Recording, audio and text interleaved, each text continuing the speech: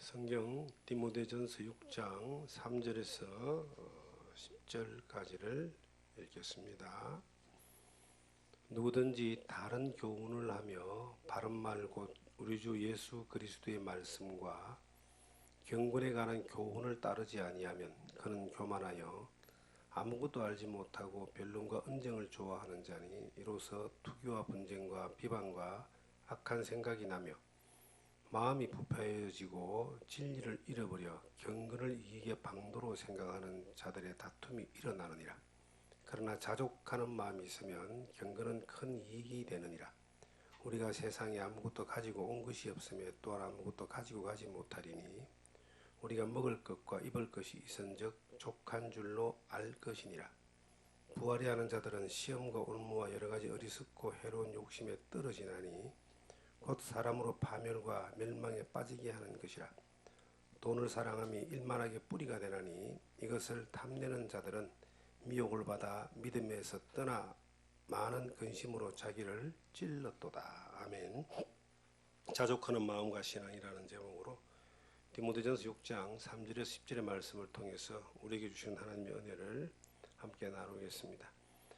9절 10절에 보시면 부활에 관한 자들은 시험과 올무와 여러 가지 어리석고 해로운 욕심에 떨어지나니 곧 사람으로 파멸과 멸망에 빠지는 것이라. 돈을 사랑하며 일만하게 뿌리가 되나니 이것을 탐내는 자들은 미혹을 받아 믿음에서 떠나 많은 근심으로 자기를 찔렀다라고 말하고 있습니다. 지금 우리가 사는 이 시대는 물질 만능의 시대, 황금 만능주의입니다. 돈이 거의 재물이 신의 위치에 올라가 있고 세상 모든 사람들이 하고 추구하는 많은 것들이 목적이 돈으로 이렇게 바뀌어져 있습니다. 아이들을 공부시키고 교육을 시키는 것도 좀 더 돈을 많이 벌 수 있는 성공하는 이것이 목표가 되어 있습니다. 세상에 돈 싫어하는 사람이 어디 있습니까? 돈 싫어하는 사람 제가 본 적이 없습니다. 돈을 더 많이 욕심을 내는 사람이 있고 욕심을 조금 덜 내는 사람이 있을 뿐이지 그 물질에 대하여 욕심이 하나도 없는 사람, 평생에 한 번도 없었다 이런 사람은 예수님밖에 없습니다. 그런데 사람들은 살아가면서 이 물질이라고 하는 이러한 것들에 욕심을 내면서 목적을 두고 가다가 길을 잃어버리는 사람들이 너무나 많이 있다라고 하는 겁니다. 우리가 살아가는 이 세상에서 신앙생활을 하는 데에 정말 거침이 되는 몇 가지를 뽑아보라 그러면은 물론 이제 영적인 절대적인 적대 세력인 사탄의 그 어둠의 세력들이 가장 큰 우리의 믿음의 삶을 방해하는 요소지만 그들이 어떤 것들을 가지고 하나님을 믿는 자들의 삶을 방해하고 신앙생활을 못하게 하는가 하는 것을 우리가 보게 될 때에 그 첫째가 세상을 사랑하는 겁니다. 이 세상의 이 풍속, 세상의 유행 이러한 것들이 이 세대를 쫓아가는 이러한 마음들이 하나님을 향하여 나아가는 믿음의 길을 방해합니다. 로마서 12장 1절 2절 3절에 보시면은 너희는 이 세대를 본받지 말고 마음을 새롭게 함으로 변화를 받아 하나님이 기뻐하시고 선하신 뜻이 무엇인지를 분별하도록 하라 그랬는데 이 세대가 흘러가는 데에 예수를 믿는 사람들조차도 자꾸 조금씩 타협을 하다가 결국은 같이 흘러가 버립니다. 오늘 아침에 우리가 눈을 뜨고 엄청난 뉴스를 봤습니다. 우리나라에 정말 대재앙이 하나 왔습니다. 서울에 가면은 이태원이라는 곳이 있어요. 용산 미군 부대 그 건너편에 있는 이태원이라는 그 도시가 이 외국인들이 주로 유흥하는 그러한 곳이었는데 이것이 이제 우리나라가 국제화되면서 많은 외국인들이 그곳에 오게 되고 그 외국인들의 특히 미국을 중심으로 한 외국 문화, 유흥 문화의 그 중심지입니다. 그곳에서 계속 마약이나 그런 엄청난 이 향락 문화가 전파가 되고 있는데요. 저는 몰랐는데 어제가 할로윈 데이였나 봐요. 그래서 그곳에 10만 명 이상의 젊은이들이 모여가지고 그 할로윈 축제를 즐기다가 밀려서 넘어져서 지금 200명 이상이 압사돼 죽었답니다. 참 얼마나 마음이 아픈 일입니까? 근데 할로윈데이가 우리나라에 없던 거거든요. 미국 쪽에서 이제 건너온 것인데 귀신을 기념하는, 귀신을 찬양하는, 귀신을 이렇게 섬기는 그러한 축제입니다. 그래서 복장이나 이런 도구들이, 그거 참여하는 사람들이 꼭 그 뭐 이 좀 귀신 비슷한 그러한 복장들을 하고 그렇게 하는데, 이것이 예수를 믿는 사람들에게도 서서히 그냥 거부감 없이 점점 스며드는 것 같아요. 어떤 교회에서 하는 어린이집이나 유치원에서도 할로윈 축제를 한다고 그런 이야기를 제가 본 적이 있어요. 이게 뭐가 뭔지 모르고 그렇게 하는 것 같아요. 애들이 좋아하고 또한 문화가 그렇다고 해서 하나님을 믿는 사람들마저도 그것이 당연한 것처럼 스며들어가 오는 겁니다.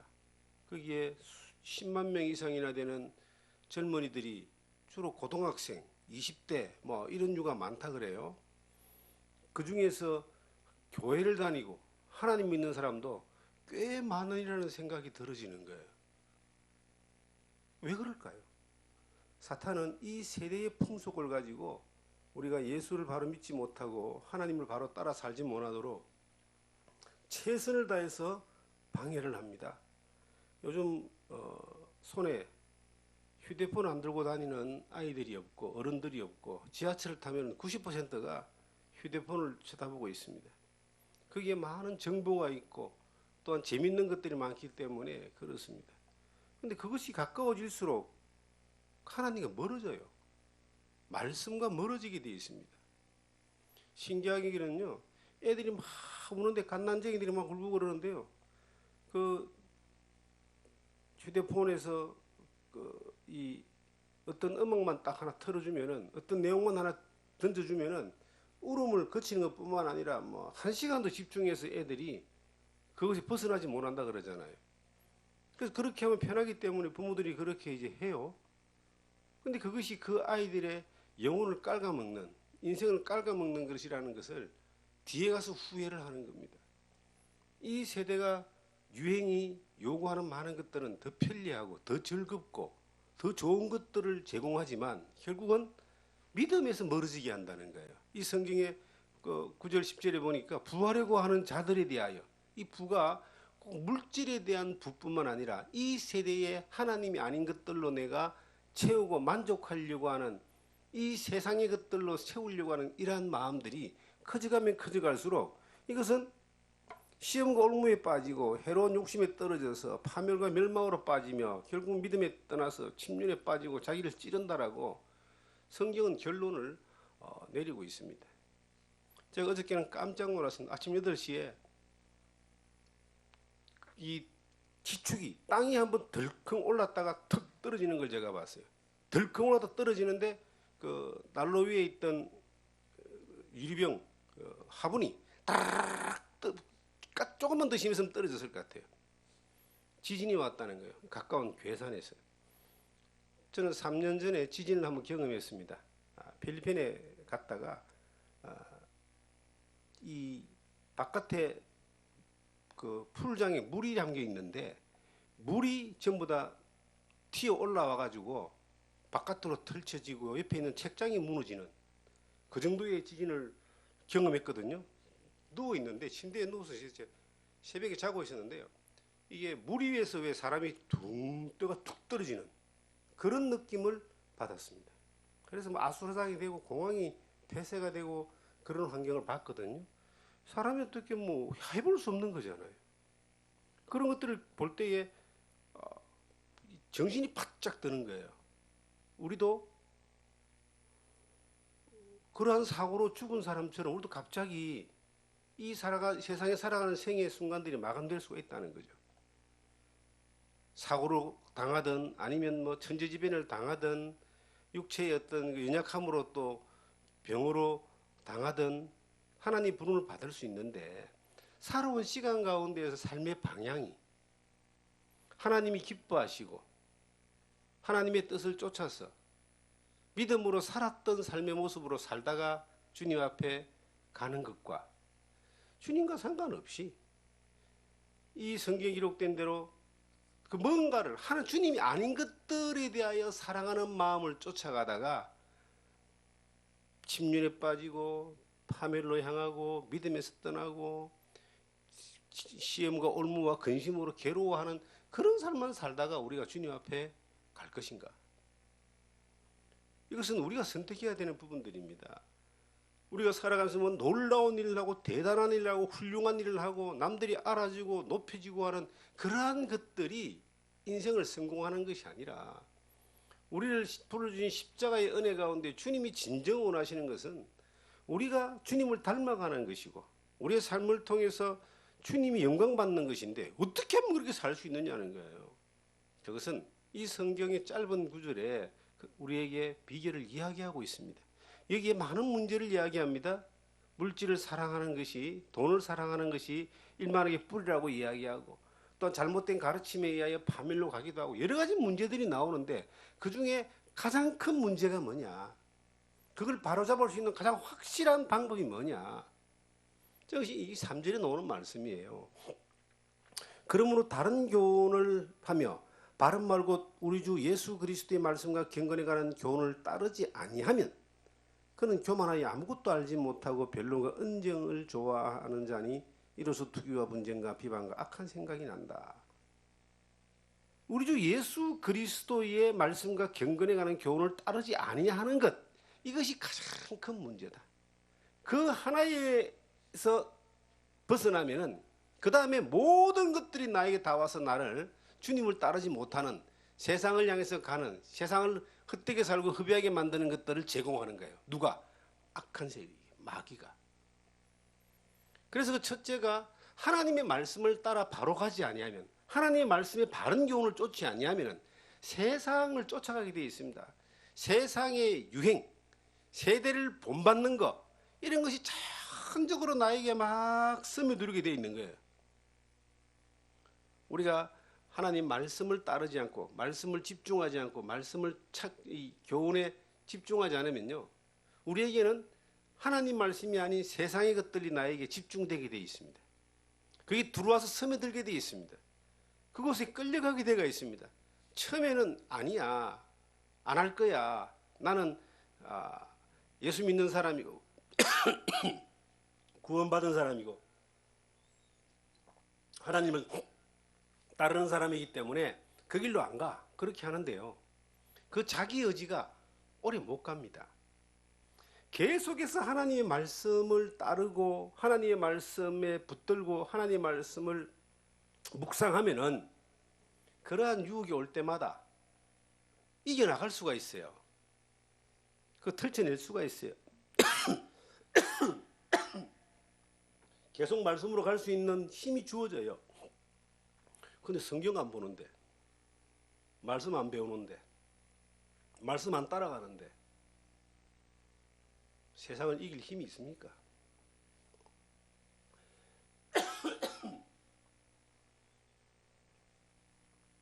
힘이 있을 수가 없어요. 서서히 가게 됩니다. 그래서 첫 번째가 이 세상의, 이 세대의 그 유행을 따라가는 겁니다.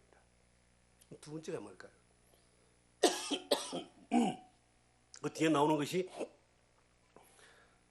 3절에 누구든지 다른 교훈을 하며 바른 말고 우리 주 예수 그리스도의 말씀과 경건에 관한 교훈을 따르지 아니하면 그는 교만하여 아무것도 알지 못하고 변론과 언쟁을 좋아하는 자니 이로써 투기와 분쟁과 비방과 악한 생각이 나며 마음이 부패해지고 진리를 잃어버려 경건을 이익의 도구로 생각하는 자들의 다툼이 아니라 진리를 잃어버리는 사건이 벌어지게 됩니다. 신앙생활을 하는데 믿음 주님을 따라가는데 가장 큰 이 방해물 가운데 두 번째가 진리를 잃어버린다는 말은 다른 가르침에게 넘어간다는 거예요. 수없이 많은 다른 가르침이 우리 주변에 꽉 차가 있습니다. 자기가 예수라고 하는 사람, 자기를 믿어야 구원받는다는 사람, 자기들만이 14만 4천 명이라고 하는 사람, 자기들만이, 자기가 믿는 누구만이 구원자라고 하는 사람이 우리 주변에 얼마나 많이 널려 있는지 모릅니다. 정말 발길이 채일 정도로 막 널려 있습니다. 그들이요, 교회마다 막 우편물을 보냅니다. 세상에 없는 진리라고 하면서 보내주는 쓰레기 같은 우편물들이 얼마나 많이 쌓이는지 몰라요. 뜯어볼 필요도 없이 다 불태워버리긴 하지만은 나한테만 그러겠어요? 주소록에 올라있는 모든 교회 다 보내는데 자기 주변에 있는 모든 사람에 대해 다 그냥 입질을 다 하는 거예요. 다 유혹을 하는 겁니다. 놀랍게도 목사인 나에게도 그런 걸 가지고 입질하는 사람들이 있어요. 근데 이전에 30년 전, 20년 전에 있었던 인연들 중에서 이상한 데로 이렇게 갔던 사람들이 어떻게 전화번호 알았는지 또 연락해서 오는 사람들도 있어요. 다른 교훈이, 진리가 아닌 다른 교훈이 아주 맛있게 아름답게 보이게 포장되어서 오는데 거기에 넘어가는 사람은 어떤 사람들이냐는 거죠. 그들은 하나님의 말씀에 따르지 않는 사람, 말씀에 묵상하지 않는 사람, 말씀의 공급을 받지 않는 사람, 말씀의 교훈 가운데 있지 않는 사람들은 넘어가게 되어 있습니다. 신앙생활은요, 줄다리기 힘겨루기거든요. 영적인 힘이 내가 강할 때는 상대편 사람들을 끌어서 복음을 전할 수 있습니다. 내가 영적인 힘이 약하잖아요. 절대로 끌어오지 못합니다. 도리어 끌려갑니다. 다행스럽게 그래도 탁 잘라버리는 그런 용기가 있는 사람은 더 끌려가진 않지만은 그럴 용기마저도 없는 사람들은요, 막 끌려가는 거예요. 진리가 아닌 다른 교훈, 거짓 선지자, 거짓 이 메시아들이 우리 주변에 얼마나 많습니까? 예수님도 마지막 때에 일어날 현상 가운데 하나가 그리스도가 여기 있다 저기 있다 해도 미혹되지 말라고 마태복음 24장 3절 이하에 그렇게 말씀하고 있습니다. 정신 바로 차려야 됩니다. 그들을 이기려면 어떻게 해야 되는가? 그들의 가르침이 뭐고 뭐가 잘못됐는가 이런 거 연구할 필요도 없어요. 내가 하나님의 말씀 안에서만 따라 자리 잡고 있고 말씀의 교훈을 늘 공급받고 그 말씀을 따라가는 일에 집중하면은 다른 어떤 힘든 것이 센 것이 와도 다 이겨낼 수 있고 물리칠 수 있고 그들을 도리어 진리의 말씀으로 공격해서 깨부칠 수가 있습니다. 근데 그것이 안 되면은 어떤 걸 준비해도 그 공격에서 허점이 나타나게 되어 있는 겁니다. 우리 주변에 그런 사람들이 의외로 많습니다. 저는 저의 가족 가운데서 혹시 그런 사람이 있을까 싶어서 상당히 그 두려운 마음이 있어요. 일일이 가족들을 다 뭐 하지는 못하잖아요.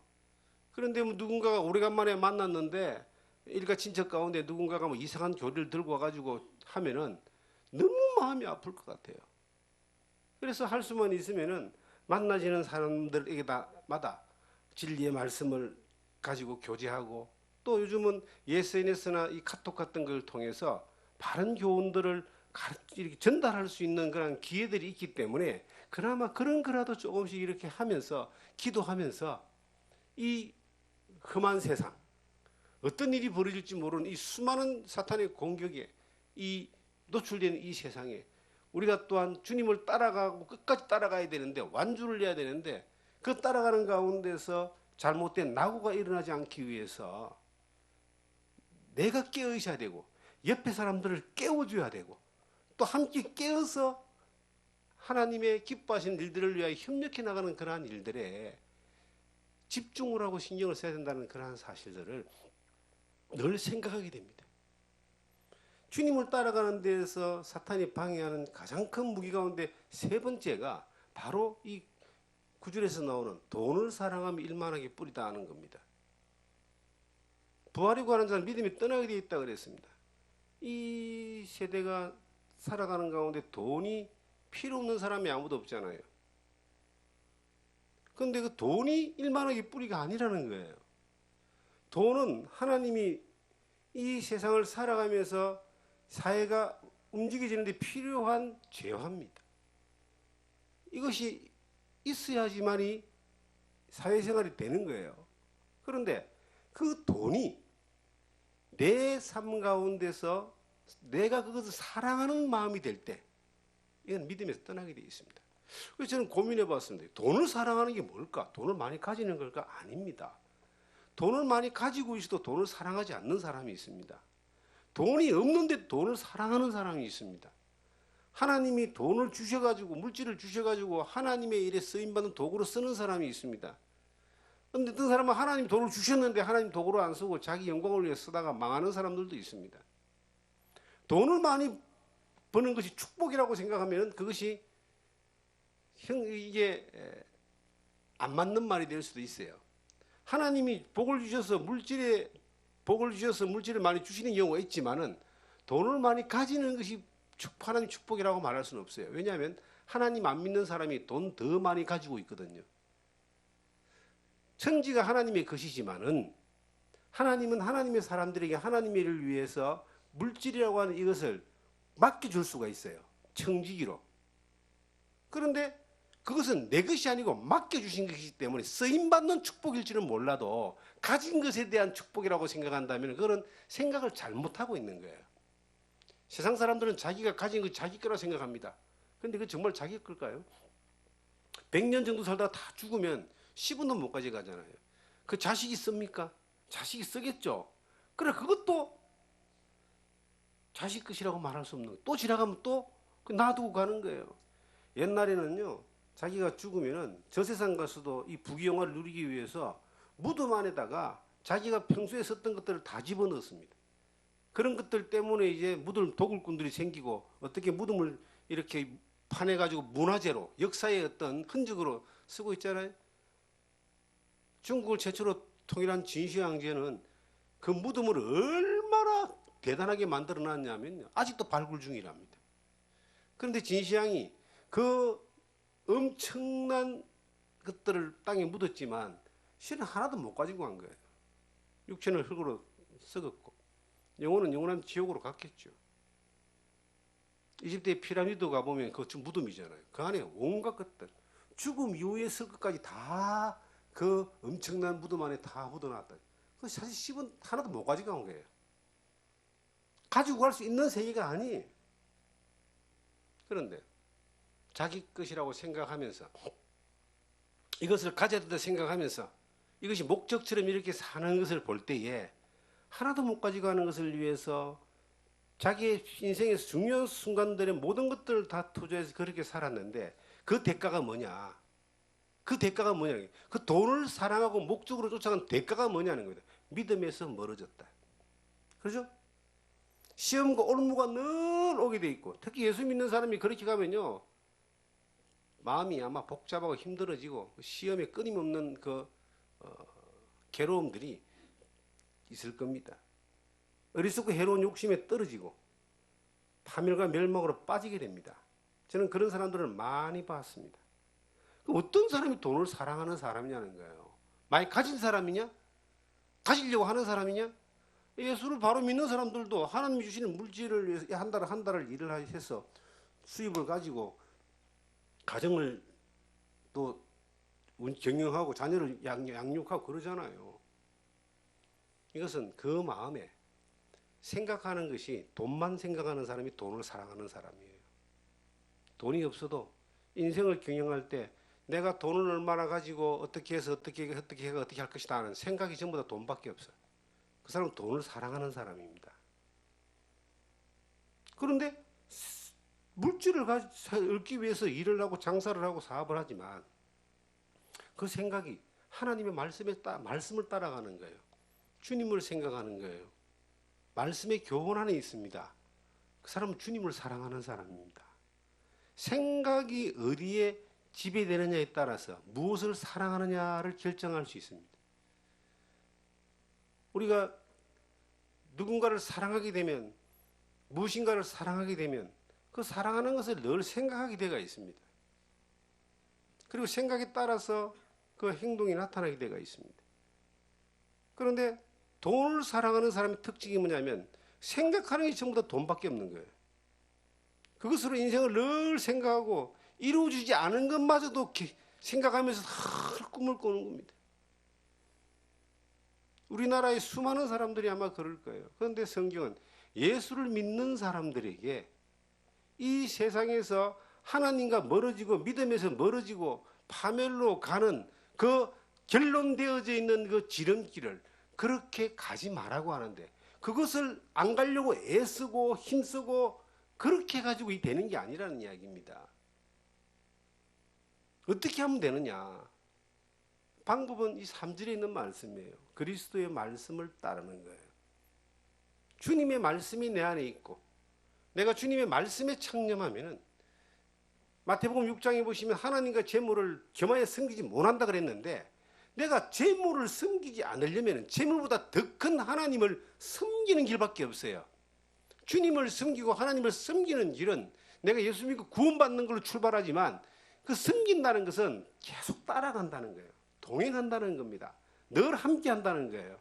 따라가고 동행하고 함께 하면서, 그러면 주님과 함께하고 따라가고 동행하고 이 세상의 유혹과 잘못된 거짓 가르침의 공격과 이 돈에 대한 물질의 어떤 그런 이 시험들이 끊임없이 우리에게 올 때 이것을 이겨나갈 수 있고, 또한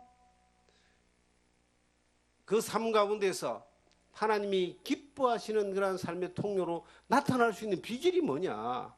너무나 단순 명료하게 성경은 말하기를, 이 3절 말씀이 우리 주 예수 그리스도의 말씀과 경건에 관한 교훈을 따르는 겁니다. 주님을 따르는 겁니다. 말씀을 따르는 거예요. 그 말씀을 따라, 옛날 성경에는 말씀에 창념치 아니하며, 창념이라고 되어 있는데, 창념 뭐예요? 집중해서 한 가지만 쫓아간다는 뜻 아니겠어요? 주님의 말씀을 따르는 이것이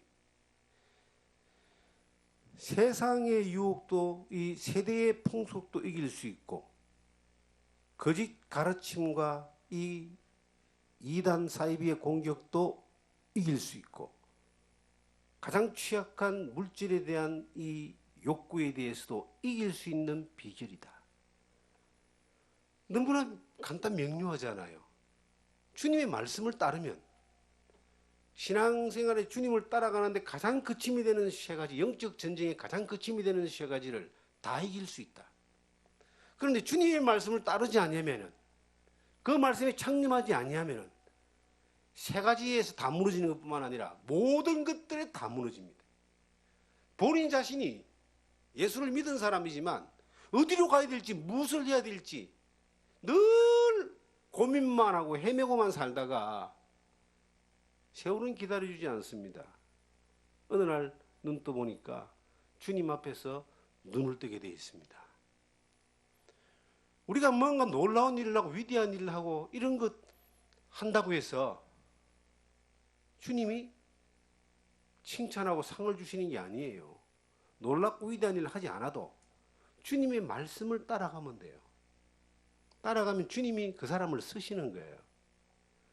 한 사람이라도 예수 그리스도 안에서 생명의 복음을 얻게 하고 그 사람에게 말씀을 가르쳐서 그 사람 믿음의 사람으로 살게 하는 그 일에 우리들이 사용될 수 있다면은, 그것은 굉장히 현명한 삶의 선택입니다.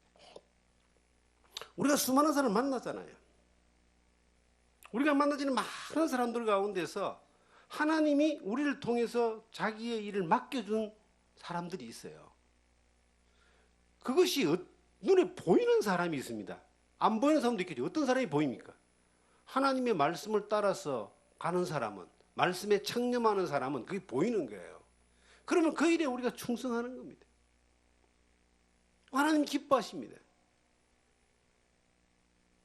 근데 우리의 삶 가운데 무엇이 하나님이 기뻐하는 것인지에 대하여 보이지 않습니다. 막연합니다. 그리고 세상의 수많은 유혹들과 사탄의 공격들, 화려하게 옷 입은 그러한 이 시대의 풍속들, 유혹들이 막 오는데 머뭇머뭇거리고 두리번두리번거리다가 있는데 어느 날 밀려가 버린 겁니다. 오늘 그 아침에 뉴스를 계속 봤어요. 너무 처참하고 마음이 아팠습니다. 그런데 그 인터뷰를 보니까 뒤에서 밀어가지고 앞으로 넘어져 버린 거예요. 본인이 그렇게 넘어져서 깔린 게 아니고 뒤에서 막 밀려오는 힘에 의해서 깔렸다는 거예요. 다행히 생존한 사람들의 정음도 있고 한데 그 현상이 그렇다는 거예요. 우리 인생도 믿음 안에 살고 싶은데, 하나님 앞에 가고 싶은데, 정말 하나님 기뻐하는 일 하고 싶은데 방향이 잘못되어 있으니까 뒤에서 밀려오는 이 세대의 거대한 힘과 하나님의 진리를 방해하는 수많은 공격과, 그리고 무엇보다도 하나님만큼 이 시대에 힘이 센 물질에 대한 그런 욕구가, 유혹이 우리를 밀고 넘어뜨려 가지고 그냥 짓눌려서 압사해 가지고 꼼짝 못하게 만들어 버리는 거예요. 그렇게 안 하려면 어떻게 하느냐? 하나님의 말씀을 따라가는 이 단순한 이 원리가, 단순한 진리가 우리를 이 시대의 영적 전쟁에서 파멸되지 않고 망하지 않고 살아갈 수 있는, 승리할 수 있는 힘이 되는 겁니다. 어느 날 모세가 이스라엘 민족을 이끌고 40년 광야 생활을 하고 난 뒤에 나이 이제 120이 되어서 이제 육체의 생명을 마감하게 되었습니다. 모세가 이제 느보산에서 저 가나안을 바라보면서 요단강 앞에서 하나님이 데려가 버립니다. 근데 모세의 후계자라고 하는 사람이 여호수아라는 사람이에요. 여호수아가 이제 이스라엘 민족을 이끌고 광야를 넘어서 요단강을 넘어서 가나안으로 들어가야 되는데 기가 찬 거 아니겠어요? 하나님이 여호수아를 모세의 후계자로 세웠어요. 근데 여호수아가 기가 찰 거 아니겠어요? 이 이스라엘 백성들, 이 장정만 60만 명이라는 이 이스라엘 백성들이 전쟁을 잘하는 것도 아니고 물질이 많은 것도 아니고 무기가 많은 것도 아니고, 이 광야에서는 어째 이렇게 구름 기둥과 불 기둥을 따라서 이렇게 하나님이 살았는데 저 건너가면 문제가 달라지는 거예요. 그 가나안 땅에는 그 거대한 12부족이 있습니다. 또 막강한 7부족이 있었고요. 그 가나안 땅에 들어가면은 거기에 전쟁에 능하고 이 덩치도 어마무지하게 큰 전사들이 있는 거예요. 여호수아는 그걸 봤잖아요. 정탐하러 가가지고. 그런데 하나님이 여호수아 보고 이제 모세의 후계자로 삼고 약속의 땅 가나안을 주겠다. 아마 여호수아가 굉장히 당황했을 거예요. 왜냐하면 가면은 뭐 반드시 죽는데. 근데 하나님이 여호수아에게 그 가나안으로 가서 하나님 약속의 땅 가나안을 정복하는 가장 큰 비결을 하나 알려줬어요. 그 비결이 좋은 무기가 아니고 수많은 군사가 아니었어요. 딱 하나였어요. 여호수아 1장을 보시면은, 잡으시고 여호수아 1장을 보시면은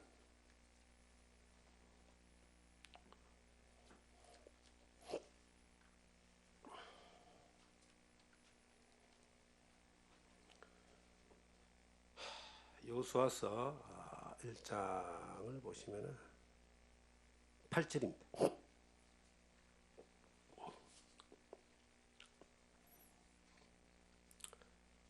7절부터 보겠습니다. 오직 강하고 극히 담대하여 나의 종 모세가 내게 명령한 이 율법을 다 지켜 행하고 오르나 좌로나 치우치지 말라. 그리하면 어디로 가든지 형통하리니. 이 율법책을 네 입에서 떠나지 말게 하며 주야로 그것을 묵상하여 그 안에 기록된 대로 다 지켜 행하라. 그리하면 네 길이 평탄하게 될 것이며 네가 형통하리라. 내가 네게 명령한 것이 아니냐. 강하고 담대하라. 두려워하지 말라. 놀라지 말라. 네가 어디로 가든지 내 하나님 여호와가 너와 함께 하느니라 하시니라. 하나님이 여호수아를 모세의 후계자로 삼고 가나안으로 보내게 하시면서 가나안을 점령하는 가장 확실한 비결을 하나 딱 전수해 주신 거예요. 이것은 핵무기보다 강한 무기입니다. 1000만 군대보다 더 강한 군대예요. 그것이 하나님의 말씀을, 내가 네게 명령한 것을 지켜 행하라.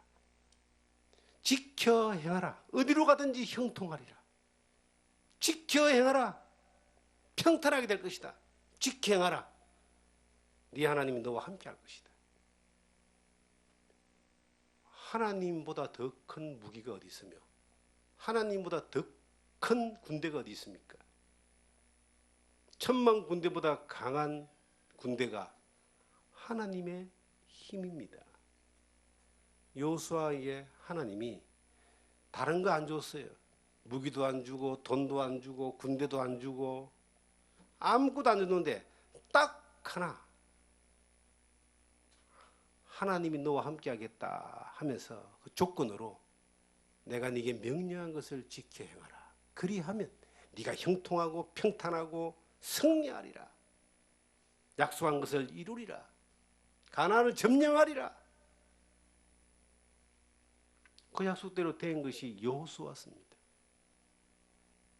우리는 지금 똑같은 영적 전쟁터에 서가 있습니다. 가나안의 7 족속과 같은 거대한 무리들이 거대한 힘으로 우리를 공격하고 있습니다.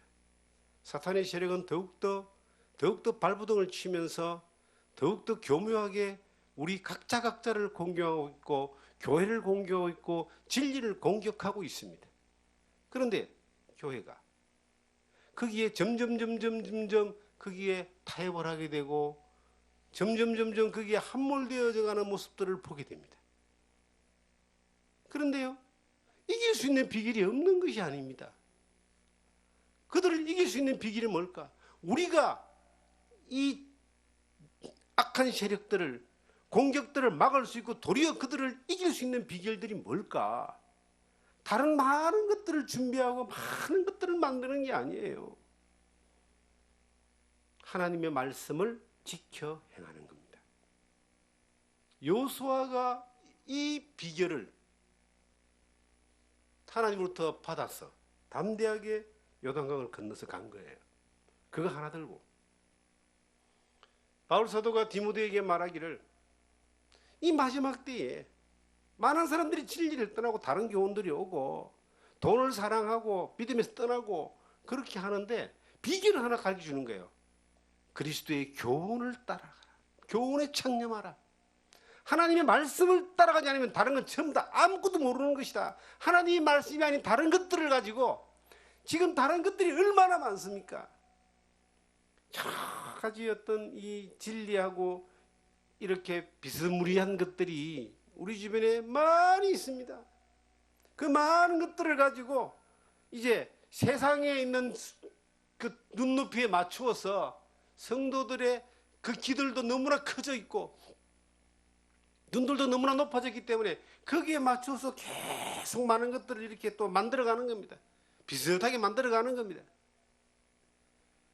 그렇게 비슷하게 만들어가는 목적이 뭐냐? 돈을 사랑하는 거예요. 예수 믿는 목적이 부자 되는 겁니까? 저는 아니라고 봅니다. 하나님의 말씀과 가까이 있는 사람은 예수 믿는 목적이 하나님의 영광을 위한 것입니다. 우리의 몸을 들여 삶을 들여 예수의 복음을 전하는 겁니다. 우리의 삶 전체가 하나님이 기뻐하시는 거룩한 산제사로 드리는 이것이 예수 믿는 목적이고 예수 믿는 사람의 삶이라고 그렇게 고백합니다. 어떤 사람이? 하나님의 말씀과 가까이 있는 사람, 주님의 말씀을 따라가는 사람, 주님의 말씀에 창념하는 사람은 담대하게 그렇게 이야기하고 그렇게 살아요. 하나님의 말씀과 멀어져 있는 사람은 예수 믿는 목적이 뭔지 아세요? 하나님 나를 도와주세요. 하나님 도움을 받아서 내가 부자 되고 내가 형통하고 하나님 힘을 빌려서 내가 많은 것들을 가지고 많은 것들을 만들고 세상에서 많은 것들을 할 수 있는 사람이 되게 해달라고 하는 것이 말씀과 멀어진 사람의 이상 사는 모습이에요. 그런데 언젠가부턴가 우리도 말씀과 멀어지고 있는 거예요. 전 제일 큰 신앙의 실패가 뭐냐? 말씀과 멀어지는 겁니다. 그러면 아무것도 모르는 거예요. 주님 앞에 서면 아무것도 없어요. 도리어 책망할 겁니다. 맡게 있을 겁니다. 우리가 큰일 안 해도 돼요. 하나님이 시키는 일만 잘하면 돼. 맡겨진 일만 잘하면 돼요. 다른 거 하려고 애쓸 필요도 없어요. 근데 항상 하나님의 말씀과 가까이 있어야 되는 거예요. 저도 말씀을 참 많이 읽었잖아요. 어떤 사람은 자기 100번 읽었다고 담대히 이야기하더라고. 난 100번 읽었다고는 헤아리진 않았지만 말씀을 예수 믿고 난 이후에 참 많이 읽었습니다. 근데 요즘 덜 읽어요. 시간도 더 많고 환경도 더 좋은데 말씀을 덜 읽을수록 몸에 때가 끼이고 영적인 때가 끼어가지고 무뎌지는 거예요. 그래서 말씀을 읽는데 창념을 해야 된다. 여호수아가 가나안을 점령하는 때 가장 큰 무기가 말씀을 지켜 행하라. 이 단순한 그 말이었습니다. 그럼 내가 너와 함께하겠다. 우리가 지금 거대한 영적 세력과 싸우는 데 있어서 가장 큰 무기가 뭔가? 그리스도의 말씀의 교훈을 따르는 겁니다. 그래서 이스라엘 민족에게 하나님이 주신 명령 가운데서요, 뭐 십계명도 주시고 뭐 여러 가지 주셨지만은 이스라엘 민족이 가장 크게 생각하는 그 하나님의 명령이 뭐냐면 주신 명령을 가르쳐 지키는 거예요. 누구에게? 자식들에게. 성경 신명기서 6장을 보시면 바로 앞에 신명기 나오죠. 신명기서 6장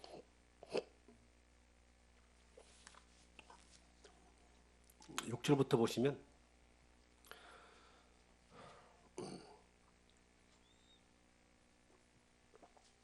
오늘 내가 네게 명령하는 이 말씀을 너는 마음에 새기고 네 자녀에게 부지런히 가르치며 집에 앉았을 때든지 길을 갈 때든지 누워 있을 때든지 일어날 때든지 이 말씀을 강론할 것이며 너는 또 그것을 네 손목에 메어 기호로 삼으며 네 명안에 붙여 표로 삼고 또 네 집 문설주와 바깥문에 기록할지니라.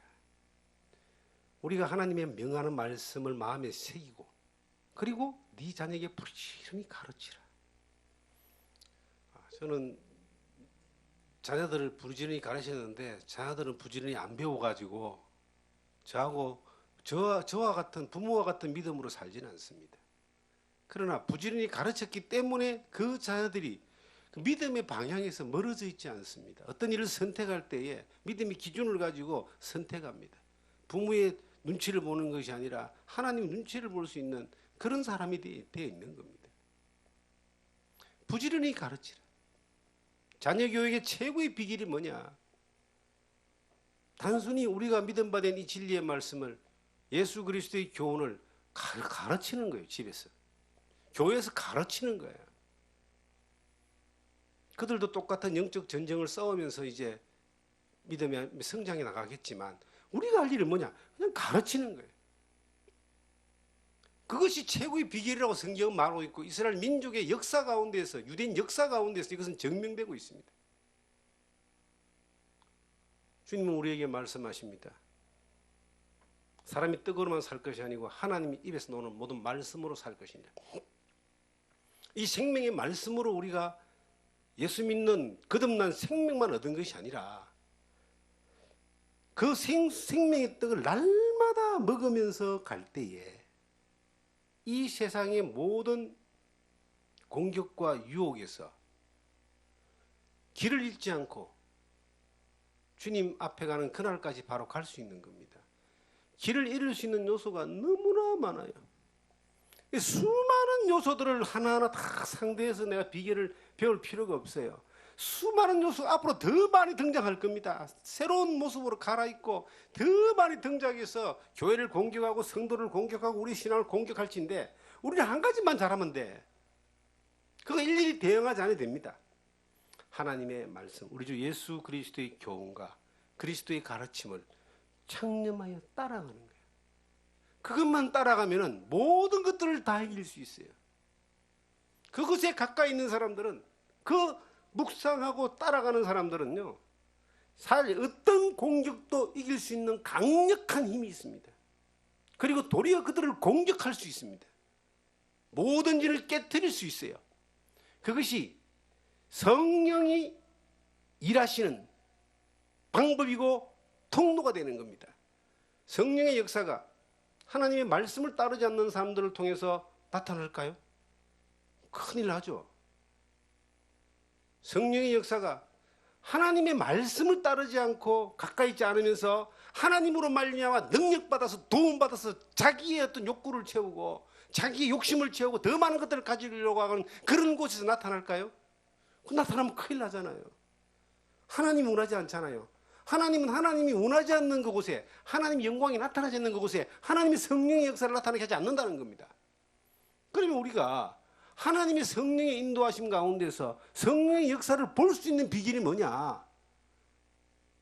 하나님의 말씀을 따르는 거예요. 정말 단순하게 그냥 그리스도의 교훈을 따르고 주님을 따르는 거예요. 여호수아가 그 주님의 말씀을 따르는 그 하나의 비결을 무장하고 순종하여 요단강을 건너서 가나안에 갔을 때 여리고성을 깨뜨릴 수 있었고 수많은 전쟁에 승리할 수 있었고 약속의 땅을 차지할 수 있었습니다. 우리 또한 그렇습니다. 우리 앞에도 많은 그 가나안의 7 족속 같은 그러한 엄청난 방해들이 있을 겁니다.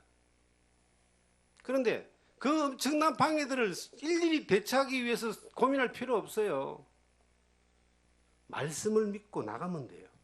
말씀을 따라가면 돼요. 그럼 전쟁은 하나님이 하시는 겁니다. 길도 하나님이 여시는 겁니다. 주님 앞에서 살면서 여러분의 마음이 하나님의 도움을 받아서 내 욕심을 채우려고 하는 그러한 자리에 있다면 이미 여러분들은 말씀에서 멀어진 사람들이에요.